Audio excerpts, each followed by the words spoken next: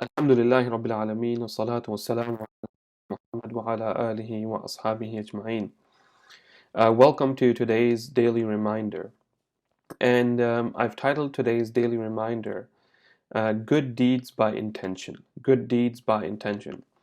Now, again, of course, the backdrop of all of these daily reminders is that we cannot do these in the masjid. We cannot go to the masjid. Masajid all across the world are closed.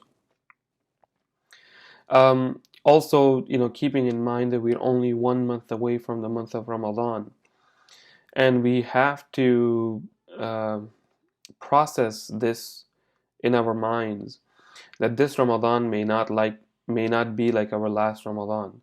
If this situation continues, if things are not better, it is possible that this situation or restriction of public assembly and things like that may continue all throughout Ramadan, and we may not be able to do our normal iftars and salahs and taraweeh in the masjid.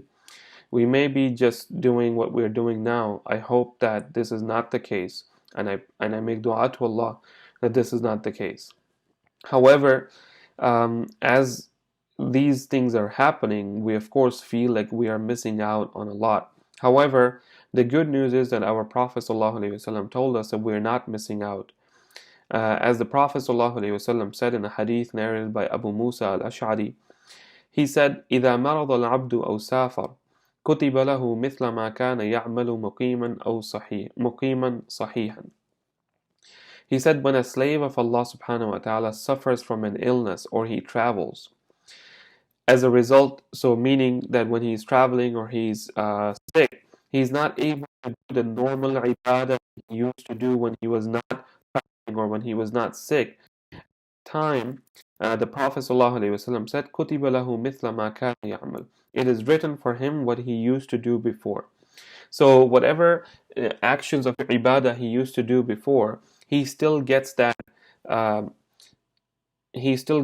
reward, even though he's not able to do it now. So inshallah, we hope from Allah that although we're not sick or we're not traveling, we are being prevented from doing what we wanted to do, and we were not able to go for Umrah, we're not able to go for Hajj, and we're not even able to go and visit our brothers and sisters and spend time with them. All of these type of things, inshallah, there is no doubt that Allah subhanahu wa ta'ala will not waste our reward as long as we have good intention. Now, what I want to focus more on is the intention part. And our intention can actually be accompanied by small steps towards that action. So for example, when it comes to Jum'ah, a person shouldn't say, well, since I'm going to be praying Dhuhr at home today, I'm just going to go through my day like I would any other day. But rather, he should prepare himself just like he's going to the masjid. And on regular days, a person should get ready at the time that he normally went to the masjid. Get ready, wear your good clothes, comb your hair. Don't be, as they say that, people are now working from home in their pajamas or in their, whatever else. Don't be like that for salah. Especially this is a time when you used to go to the masjid. Get up, get ready, put on perfume, dress up. And as if you're about to leave for salah, then you pray at home. To show Allah subhanahu wa ta'ala that we are not, just kind of hiding under our good intention to go to the masjid, but we are willing to do what we can. We're not prevented from getting ready. We're not prevented from preparing for going to the masjid. And inshallah, this shows Allah subhanahu wa ta'ala that, that we're not, as Allah subhanahu wa ta'ala says, that Allah will test you. وَلَقَدْ فَتَنَّا الَّذِينَ مِنْ قَبْلِهِمْ فَلَيَعْلَمَنَّ اللَّهُ الَّذِينَ صَدَقُوا وَلَيَعْلَمَنَّ الْكَاذِبِينَ. When Allah subhanahu wa ta'ala tests people, He says that you will be, وَلَقَدْ فَتَنَّ, Allah definitely, surely tested people in the past. And what is the wisdom behind this? He said that Allah subhanahu wa ta'ala will make it known who are the truthful ones, and He will make it known who are the liars. So in this period of test, what we do, the small actions that we can do, these are the ones that show Allah subhanahu wa ta'ala how sincere we really are, even though we are being tested. One brother, he wanted to go for Hajj, so he bought an ihram. a set of ihram sheets, just to kind of take that little step that, Ya Allah, while I'm asking you, I'm preparing for it as well. And he had no way of going to Hajj, but subhanallah, something happened and somebody gave him a call and he said, you know what, brother, we have a program for new Muslims and we want to sponsor somebody to go for Hajj, and we think that you would be a very good candidate for that. And he was able to go for Hajj that year out of nowhere. SubhanAllah, he had prepared for it, and he had really shown Allah subhanahu wa ta'ala that he's not just sitting on his back saying, Ya Allah, I want to do such and such, but he is doing what he can. Another brother, he was having trouble having children. So what he started doing is that as he was making dua to Allah subhanahu wa ta'ala, he started to go and shop for like small, little bit baby clothes. Small amounts, not like huge amounts.